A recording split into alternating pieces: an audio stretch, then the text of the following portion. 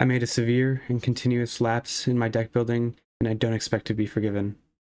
Simply here to apologize. What we came across that day in the One Piece TCG sim was obviously unplanned. The reactions you saw to BY Linlin were raw, they were unfiltered. None of us knew how to react or feel. I should have never posted the video. I should have put the deck down and stopped recording when we were going through. There's a lot of things I should have done differently, but I didn't. And for that, from the bottom of my heart, I'm sorry. I want to apologize to the BY Moria community. I want to apologize to anyone who played the deck. I want to apologize to anyone who's been affected or touched by 10-cost Big Moms or Kuma chaining or trigger decks. But most importantly, I want to apologize to BY Moria and the Thriller Bark Pirates. For my fans who are defending my actions, please don't. I don't deserve to be defended. The goal of my content is always to entertain, to push the boundaries, to be all-inclusive in the world I live in, to share almost everything that I do. The intent is never to BM or be cruel or malicious. Like I said, I made a huge misplay. I don't expect to be forgiven. I'm just here to apologize. I'm ashamed of myself. I'm disappointed in myself, and I promise to be better. I will be better. Thank you. Hello everyone, it is Wizaldo or Wesley, and today I'm bringing you a long-awaited video of mine.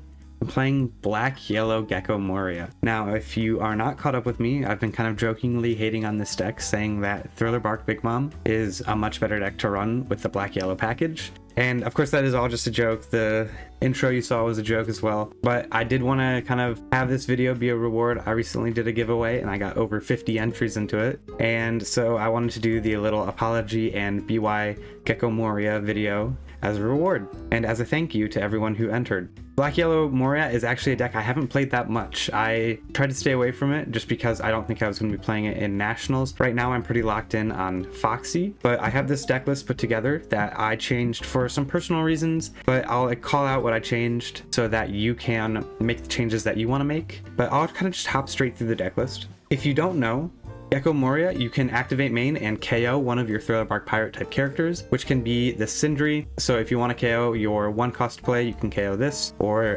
one of your Thriller Bark characters with a on KO effect, which are going to be a lot of them. But the plan is pretty much to pump up your board and play pretty aggressively in the mid game and just build a lead based on that. You also have a when attacking effect to trash 3 cards from your hand and heal 1 life. So a pretty solid leader to run the Thriller Bark engine in. Obviously this leader was designed with the Thriller Bark engine in mind, unlike a lot of other yellow leaders that I play. Anyways, through the deck list, we run 4 Sindri. This is going to be one of your 2k counters and a great way to fill up your trash, as well as a way to get a cheap character to KO with your leader. You're going to run 2 Ryuma. Ryuma is a really good trigger and it's a really solid mid-game body that you can play on your turn 2, and it helps filter out your hand and get cards into trash. After that is Hogback. Hogback is going to be a great way to get certain cards from your trash into your hand. Typically it's going to be the Black Gecko Moria or the Yellow Gecko Moria. But there are some other things like Perona that you might want to grab depending on the game state. As I just touched on, you run 4 of this Black Gecko Moria. It's going to let you grab one of your 4-cost Thriller Bark Pirates or one of your Kikinojos, typically at least, and it lets you give a Rested Dawn to your leader, so it just plays into that aggro a little bit better as well. Your main 1-cost searcher is going to be Lilith,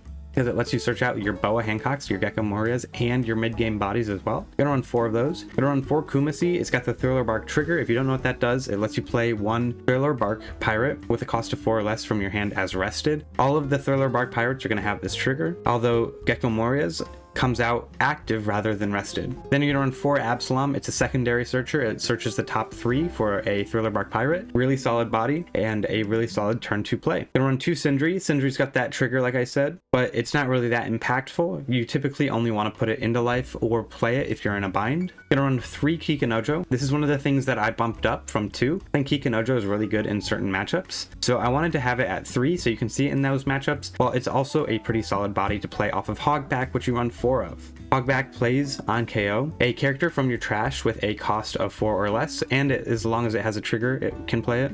And it's going to come out active, so that body is going to be protected typically, and like I said, has that Thriller Bark trigger on it. You're going to run 4 Perona. Perona is the best way to stall the game in the mid game and build a lead. It's on play and on KO, which is really, really powerful. Up to one of your opponent's characters with a cost of 6 or less cannot attack until the end of your opponent's next turn. So into aggro, this is something you're going to want to be searching for. Into other mid-game decks, you're going to want to search this in order to slow them down. But all of those Thriller Bark Pirates are playable off of this Gecko Moria, who can either put a character into play or into life, face up into life. It's also a 8-cost 10k body, and it has that trigger like I said before. Really powerful in this deck is this Boa Hancock. It's one of the strongest things about this deck because it lets you heal a life and it forces your opponent to take a life to their hand, and the trigger also lets you play one of the Thriller Bark Pirates or Kikinojos in your hand out onto the field. So typically your end game is going to be dropping these 2 big bodies and kind of just going for game off of them. But to search out some of your Thriller Bark Pirates, you also are going to run this Hurry Up and Make Me the Pirate King. It's going to let you search 3 cards from the top of your deck, pick one that has Thriller Bark Pirates,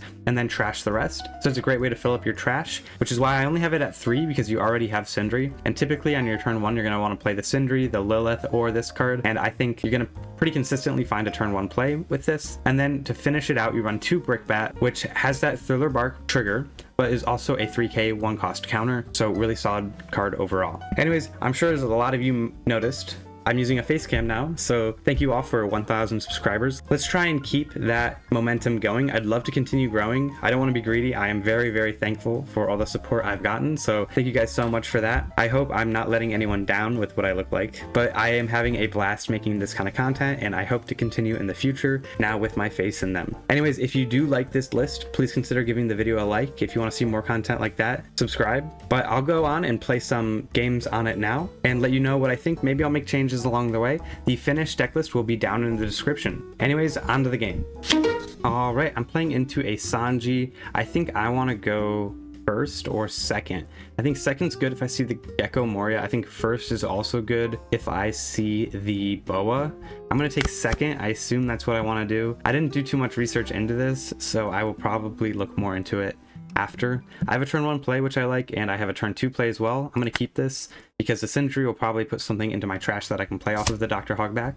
Anyways, because this is my first time using the face cam, if you have any feedback, let me know. You're probably going to see how much I make cuts to my videos, so sorry about that. I'm going to grab the Ryuma. It's another turn 1 or turn 2 play, and then I'll fill up my trash. I got a Perona in it, that's really nice, and an Absalom. Really solid position to just play the Hogback next turn. That way I can maybe play the Perona off of it if it gets KO'd. The Peronas are going to be really important in this matchup to freeze the Sanji, and they're going to swing 5 at my life. I'm going to take this, use the trigger, and play out a Absalom. Absalom's going to let me develop a body on board and get really aggressive. I think here I just play the Hogback and swing 6. Maybe I'll trash the Ryumas and Absaloms from my hand. I think that's going to be the move.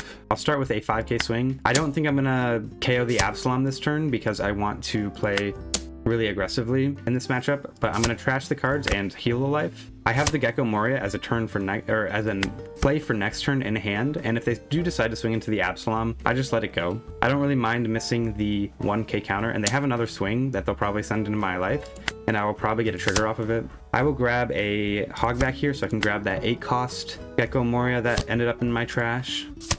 And they do send my Hogback to the bottom. Maybe I should have popped it. That's a little unfortunate, but we'll see how it goes. They probably end up swinging 7 into my life, or 6. Okay. I'm going to take here. I'll use that trigger to search out a 8-cost Gecko Moria. So now I don't have to worry about using the 4-cost Hogback, the black one, to get that card. Deploy that, and then I will play a Perona to freeze the Sanji, or I'll attach the Dawn first, then freeze the Sanji, and go 6 at my opponent. I'm not going to trash anything here. I have a lot of really decent cards in hand. The Sindri is something I'd probably want to trash in the future, and the Hogback, the yellow one, is something I could also trash, but all right, they get a trigger actually. That's pretty crazy. And then I pass here. My opponent Sanji can't attack, and I'll be able to keep it from attacking even more after I KO the Perona. And then I have some really decent swings on board. I'll probably actually end up KOing the Sindri if I see a Perona into my hand, because the Sindri is just kind of sitting on board not doing anything. I think the turn that I swung with my Absalom, I actually should have KO'd the Sindri. That was a little bit of a misplay, but I'm learning here. All right, that's rough. I cannot deal with that, but I do still have some really decent swings on board. Opponent is drawing out their deck really quickly. We're gonna grab a 2k Sanji, and wow, they are drawing a ton here. All right, I just dropped the Gecko Moria, and I think here I actually play out the Perona and freeze the Sanji instead of putting it into my life, and then I can just go and KO the Sindri and go a 6 I'm not going to trash anything. I'm at 3 life. I'm not too scared, and they only have 1 swing in their leader swing. Hopefully I'll get some counter here, but I'm going to swing pretty low to the ground. I assume I get a Gum Giant here. They're at a pretty decent amount of Don for a Sanji. All right, no, I get a block. That's pretty good for me. I do have to think about probably playing a 4-cost Hogback next turn in order to get the 8-cost Gecko Moria back to my hand. Are they going to swing at my Gecko Moria? If they do, I probably counter with... Okay, they're going to reduce that and then swing at it. I don't mind them. They're kind of wasting their time doing that, or wasting their turn. Here they might play a Sanji. They're going to Beowulf Burst. Then they're going to crash this wedding and search a OP12 Sanji. They can't play it this turn, which is really good for me. I believe here I should probably start with the Thriller Bark Search. I'll grab the Hogback. I'll play the 4-drop Hogback, use the card action. I'll return the 2 Ryumas just because that's not something I'm going to end up playing. And then grab the 8-cost Gecko Moria so I can play that next turn. And then here I'm going to drop the 4-cost Hogback, swing 5 at life initially, I think. And then I'll be able to KO the Perona and keep the Sanji from swinging even more. And I can swing a 7 and then a 11.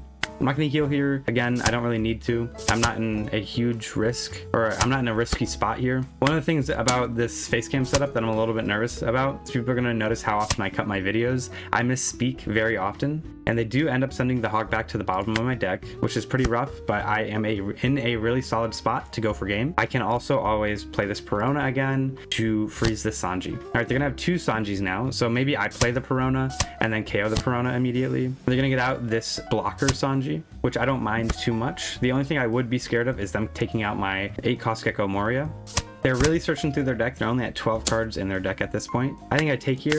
I'll use this trigger to play out the Dr. Hogback so that I have another body to swing with next turn. And worst case, after I play this Gecko Moria, I just have to stall another turn. I'll deploy this and freeze the Sanji, and then I will KO the Perona to freeze the other Sanji. Right now, I have a couple big swings, so I'll start with a 6. I know they have a lot of 4K events, so I'm going to want to swing a little bit lower to the ground, but I don't really have anything to do with this Don. Maybe I could have searched. That probably would have been better. I might switch up my game plan after this. Yeah, they're going to use these bigger events to get out of these swings. So I'm going to, instead of attaching the Don to swing, I will search for more counter. Then I'll swing a 6. Not going to use an event or anything. I get a Gum Giant. That's pretty good there. And then I'll swing a 11 and either put them down to 0 or get the block. This puts them back to just having 1 swing with their leader still. Next turn, I can probably go for game. If they swing a 5 here, I counter out. I don't want to fall down to 0 yet, unless I know for sure that I'm going to want to go for game. But they still have a lot of Don up, so maybe getting a character out on board would be good if I get a trigger here. It's pretty likely. All right, they do get a blocker. All right, I do want to protect this in order to go for game, so I'm going to trash that.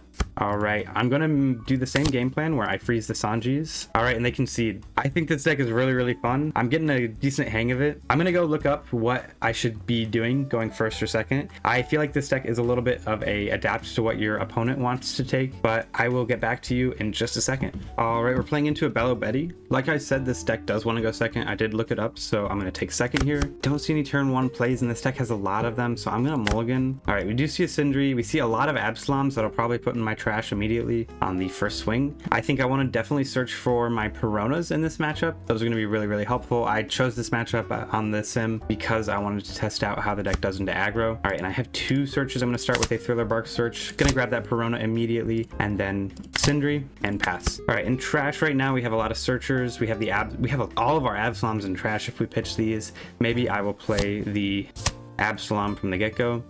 I'm going to take this. I'll use the trigger to play out an Absalom so that I can clear board next turn.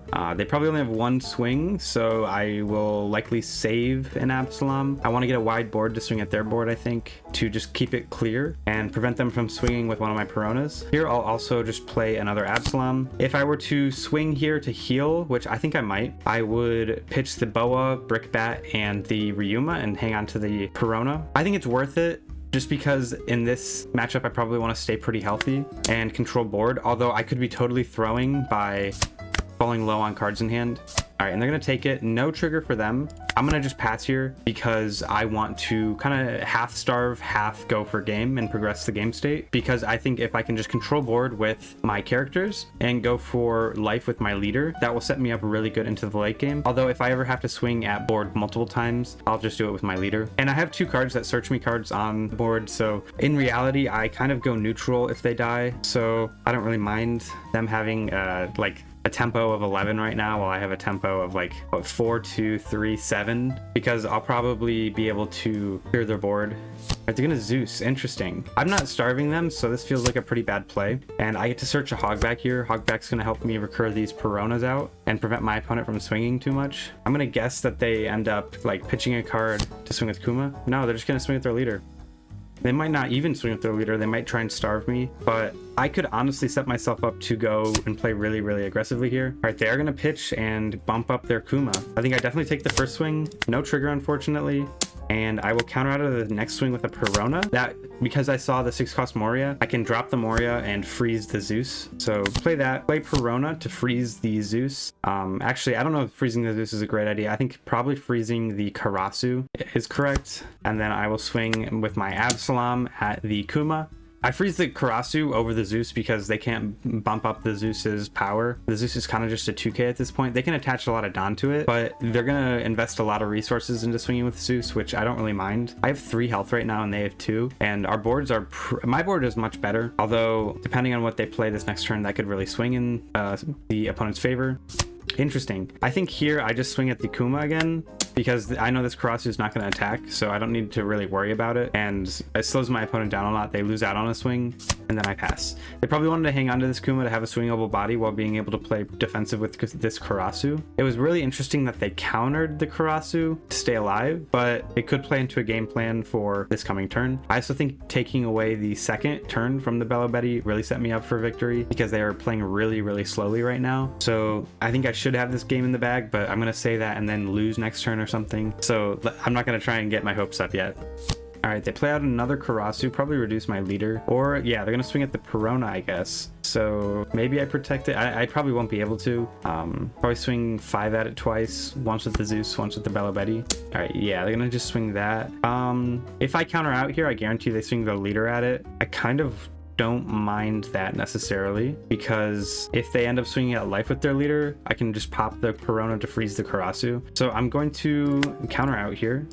That way, either I guarantee that I can freeze the Karasu next turn if my opponent decides to swing at my life, or I just stay healthy and can play the Kiku next turn. All right, I think they're thinking about it. It's been a hot second. I probably cut that part out. All right, they're gonna swing at my Absalom. I absolutely let them take this. I can search into another Pirona. That's really, really nice, because I can just play the Pirona, pop a Pirona, and freeze their Karasu. So I probably Kiku and Pirona this turn. I'll definitely start with playing the Kiku, and then I'll swing a 5 at the Zeus, I think. Just because if they block here, again, I get that stuff out of hand, and I can just control their board a little bit better. I can prevent the Karasu from swinging next turn by popping the Pirona. I'll just be in a really solid spot. No matter what this turn, I do pop the Pirona, unless they block, I think. Yeah, they're gonna block. If they counter here, I just clear their board and freeze their other Karasu. Do this, and then I will go a 5 at the Zeus. I'm not gonna trash anything. Again, I'm just trying to get my opponent down on cards in hand until I can very comfortably go for game. And then I clear this Karasu, and I have a really solid board for just going for game next turn, because I'll be able to swing really wide. I do think I try and protect the Pirona if they swing into it, or the Gecko Moria. They probably play something big this turn, or just 2 smaller or mid-sized bodies. All right, and I guess they're gonna probably make the Pirona smaller, or the Gecko Moria, and try and swing big into the Gecko. I think I might try and recur the Gecko if they do decide to clear it with, I'll get it back with the Hogback. Yeah, they're gonna try and clear it. I think I let it go, as long as they invest like a couple Don into it. Like if they swing a 6 into it, I probably just use the Hogback to counter. But no, it looks like they're gonna swing an 8. I'm just gonna let this go. And I'll be able to freeze both Karasus this turn by popping a Pirona after I swing with it, and then recurring the Gecko Moria with the Hogback. I could also just play it out with this Gecko. I think that's probably going to be a better play, just because it secures me game next turn. So I'll start with a 5k swing. no matter what, I can't put Don on my characters, so that's why I just gonna do 5s. All right, then I pop this Perona, freeze the Karasu, and then now I have to make a decision whether I think it's better to drop the Gecko Moria and get the Perona back, or recur the 6 cost Gecko Moria. I think it's better to do the 8 cost because I can swing bigger with the Don I have left over, and because that leaves me with a 1k counter in hand, which is a little bit better. All right, and then I'll just swing 6, 7, 8, I think. If they can't counter out of the 6, then I might have game. I think I want to stall here though, just because, or 6, okay, oops. I had to swing 8 with my leader, but that's okay. I want to delay here because I know they can't kill me next turn because of how many characters I've been able to freeze and how many swings they could have at a maximum. So that's why I delay here, even though I probably had game. I just want to play it safe into this matchup because this Bello Betty can just kind of really swing. Like, they got a trigger there, and now they only have 2 swings. They could draw into 1 more. I'm good. I don't have to worry about them going for game because at most they could get a dragon or a rush character and take out all 3 of my life. Say they had some crazy trigger there that saved them the game. I would have been dead if I didn't play around freezing these Karasus. All right, they'll probably end up clearing my board here, but I just go for game. Yeah, I have a 10k swing. I'm pretty much in the clear with going for game. Yep, they get this too. That can't attack. All right, and then I just swing a 10 and I should win here. All right, yeah, this deck is really, really fun. It's good into aggro, it's good into mid-range decks, it's good into control, I think. Maybe a little bit less so, but I really enjoy it. I'll go do the deck reflection. All right, here's that deck list one more time. I do kind of understand why they have the Kikinojo at 2 and the Hurry Up at 4. I misspelled hurry there, sorry. So I am gonna leave it like this and put this deck list in the description. I really do enjoy this deck. If I had more time to practice it, I might play it at Nats. Although I really do enjoy Foxy. Expect another Foxy video to come out soon. I've been testing out some new things. I really like some changes that I've made to the deck and have been experimenting. I'm also thinking about doing a live stream where I try to get ready for nationals soon, so keep your ears peeled for that. Anyways, thank you guys so much for watching. I really do enjoy this deck list. I am sorry for giving the Gecko Moria community a little bit of crap over the fact that BY Linlin feels really fun with it too. Anyways, again, give the video a like if you enjoy it. If you want to help me keep this momentum going with the subscribers, please consider subscribing. Thank you guys so much for watching, and I hope to see you in the next one.